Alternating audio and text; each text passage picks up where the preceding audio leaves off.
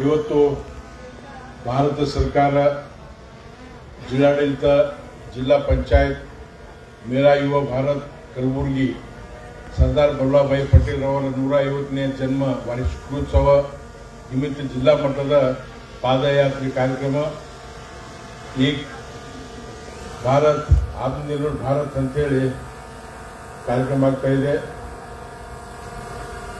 ಈ ಕಾರ್ಯಕ್ರಮದ ವೇದಿಕೆ ಮೇಲೆ ಆಸೀನರಾದ SK society president, senior leader, role model leader, MLCಗಳು, ಕೃಷಿ ನಮೋಸಿ ಸಾಹೇಬ್ರೆ,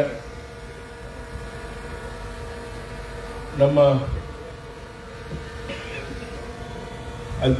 ಜಿಲ್ಲಾಧ್ಯಕ್ಷರು ಬಗ್ಲಿಯವರೇ, ನಿತಿನ್ ಗುತ್ತೇದಾರ್ ಅವರೇ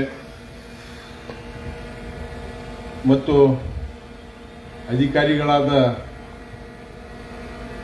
ಮಯೂರ್ ಕುಮಾರ್ ಗೋಡ್ಮೆ ಅವರೇ, ದಯಾನಂದ್ ಹೊಡಲ್ ಅವರೇ, HS ಜಂಗೆ ಅವರೇ, ಉಮೇಶ್ ಪಾಟೀಲ್ ಅವರೇ, ಮಹಾದೇವ್ ಬೆಳಂಗಿ ಅವರೇ, ಚನ್ನಬಸಪ್ಪ ಭಂಗಿ ಅವರೇ, ಮಹೇಶ್ ಚೌಹಾಣ್ ಅವರೇ, ನಾಗಪ್ಪ ಕೊಳ್ಳಿ ಅವರೇ, ಸಂಗಮೇಶ್ ವಾಲಿ ಅವರೇ, ಮಹೇಂದ್ರ ಪೂಜಾರಿ ಅವರೇ, ಶ್ರೀ ವೀರೇಂದ್ರ ಪಾಟೀಲ್ ಅವರೇ, ವೀರು ಅವರೇ ಮತ್ತು ವೇದಿಕೆ ಮೇಲೆ ಆಸನದ ಎಲ್ಲ ಗಣ್ಯರೇ, ವಿದ್ಯಾರ್ಥಿಗಳೇ, ಗಣ್ಯರೇ, ಶ್ರೇಷ್ಠರೇ, ಪತ್ರಕರ್ತ ಬಂಧುಗಳೇ, ಮತ್ತೊಮ್ಮೆ ನಿಮಗೆ ನಮಸ್ಕಾರ ಮಾಡ್ತಾ,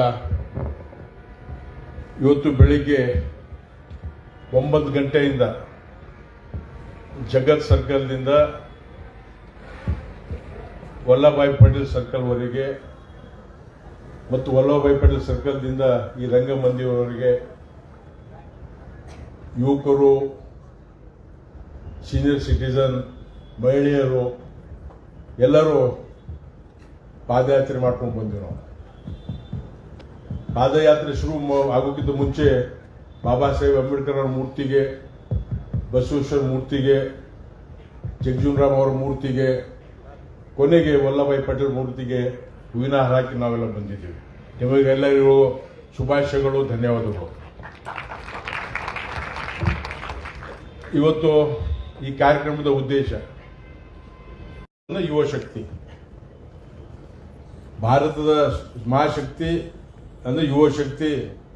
ಈ ಯುವ ಶಕ್ತಿ ಎಲ್ಲ ಒಂದಾಗಿ ಭಾರತ ದೇಶ ವಿಕಸಿತ ಭಾರತ ಆಗಬೇಕು. 2047 ಇಸ್ವಿಯಲ್ಲಿ ಭಾರತ ದೇಶ ಜಗತ್ತಲ್ಲಿ ನಂಬರ್ 1 ಆಗಬೇಕಂತೇಳಿ ನಮ್ಮ ಪ್ರಧಾನಮಂತ್ರಿ ನರೇಂದ್ರ ಮೋದಿಯವರು ಕನಸು ಕಂಡಾರ.